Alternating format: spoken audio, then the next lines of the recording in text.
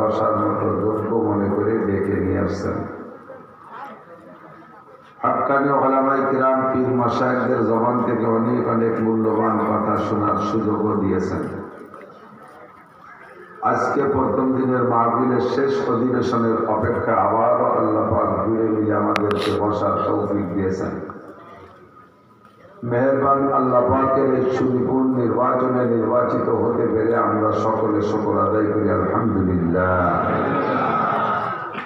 নবী আলাইহিস সালাতু ওয়াস সালাম বলেন, মান ইউরিদিল্লাহু বিহি খাইরান ইউফাক্কিহু ফিদ্দীন।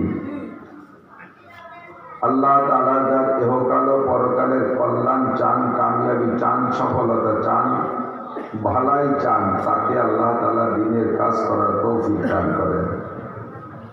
তাকে আল্লাহ তাআলা দ্বীনের সমঝ দান করেন।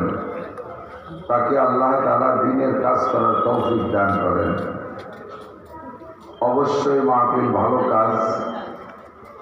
হযরতে উলামায়ে কেরাম আপনাদেরকে আমাদেরকে ইসলাহে নিয়তে আধ্যাত্মিক রোগের চিকিৎসার জন্য সংশোধনীমূলক অনেক কথা শুনাইছেন। এর যে কোনো একটা কথা যদি আমরা বাড়ি নিয়ে যেতে পারি তাহলে সারা জিন্দেগি ভবিষ্যৎ খারাপের থেকে ভালোর দিকে আসার জন্য যথেষ্ট হয়ে যাবে। আর